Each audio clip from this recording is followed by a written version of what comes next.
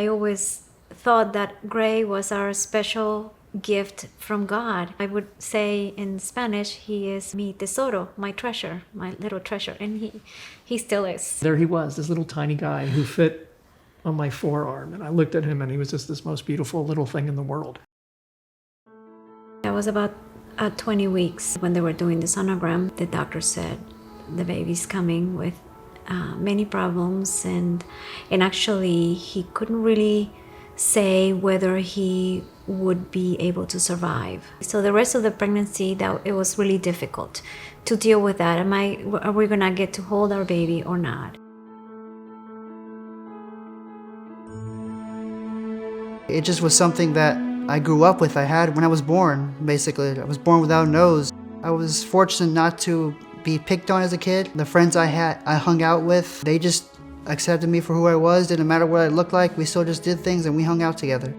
Gray's case came as a referral from another surgeon in our department. In terms of the difficulty of his nasal reconstruction, essentially as hard as we've done, because it required a total nasal reconstruction, which is much more difficult than segmental or pieces. He was wearing a Star Trek mask, so of course I asked him if he liked Captain Kirk or Captain Picard more, to which he very smartly responded, very tough question, I don't know, because they're both great. We were able to use Gray's CT scan to generate a life-size actual bust model of his face.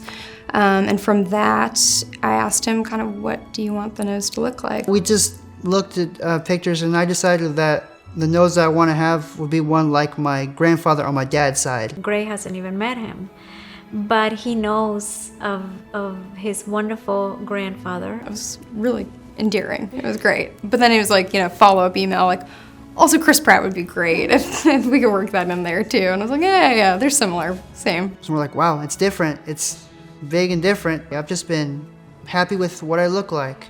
This having the nose it's great to have now. Spend some time with him today, you'll see what a remarkable kid he is. I mean, he really is, and just stuck through it, and bumps and all, and honestly, never a complaint from him. Never a complaint in the entire process, and that's hard. I mean, I complained more than he did. When we first met him, was just asking, like, what's going on with school? What's going on with college? Like, are you working? Like, what are you doing right now? And he's like, just kind of waiting. And I was like, oh, like, what are you waiting for? And he's like, well, my nose. And I was like, oh, yeah, of course. Some people look at you a little differently without the nose, and might affect getting a job a little bit.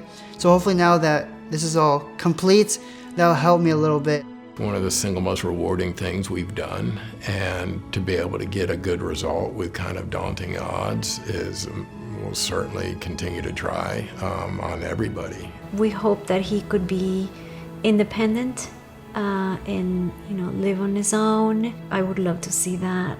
It's been wonderful watching Gray grow up into the young man that he is today. And so it has been a real answer to prayer for years, and watching how the Lord has blessed him and given him the things that he has and brought him to this point. I want to just share what my experiences are. I want people to just know what I've gone through and just hear what it's like, and try maybe help them out. Be happy with the way you are, and Jesus loves you just the way you are, and that's the most important thing.